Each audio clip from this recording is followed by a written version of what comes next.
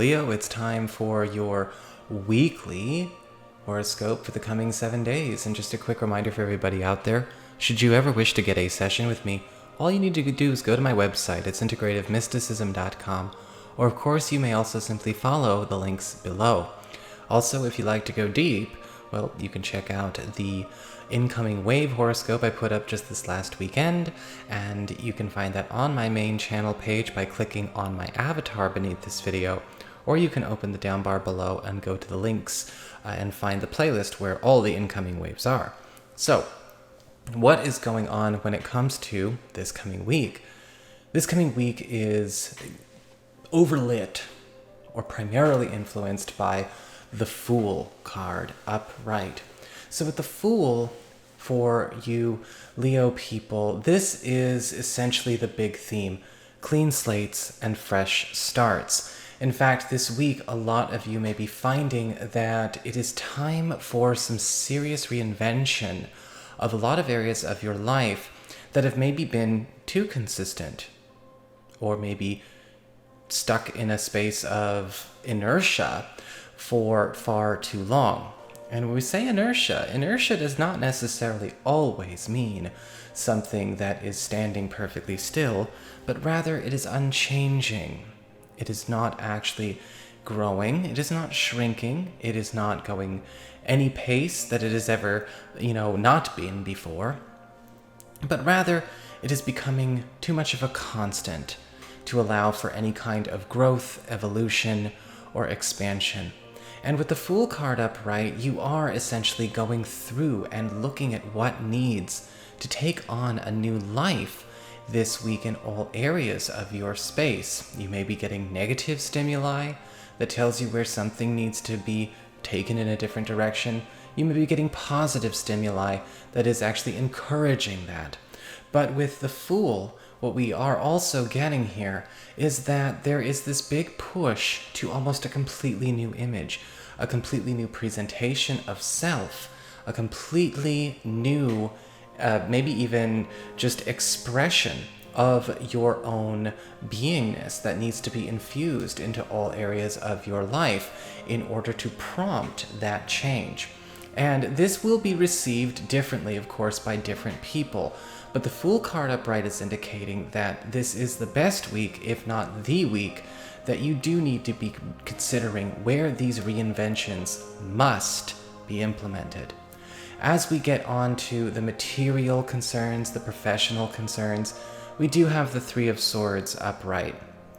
Yes, it does look like a new beginning or a reinvention is necessary if we have the Three of Swords upright, because something is not exactly going as well as it could.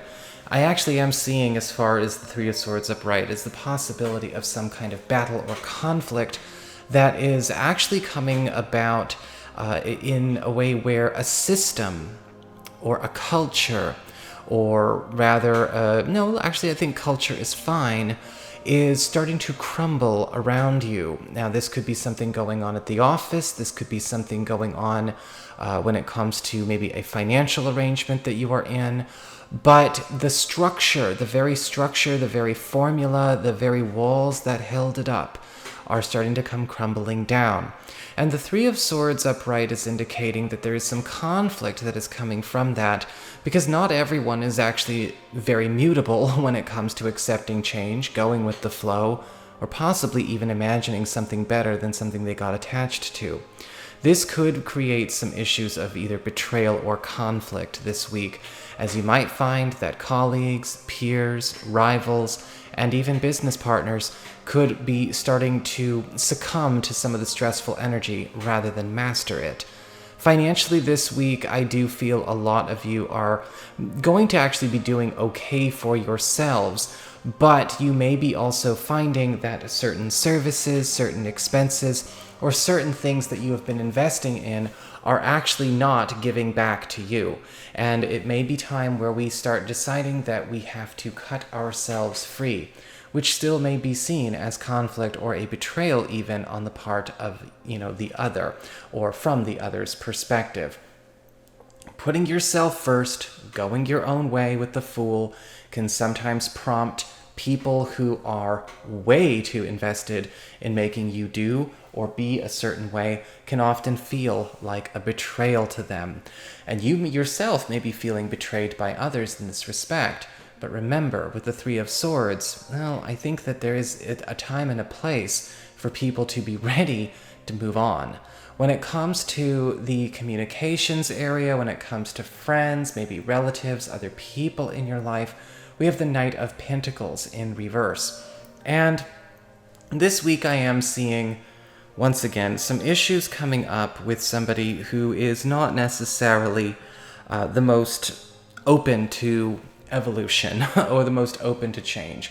The Knight of Pentacles reversed often would prefer to sort of be the master of their own tiny, tiny world and the master of everyone they share that tiny world with.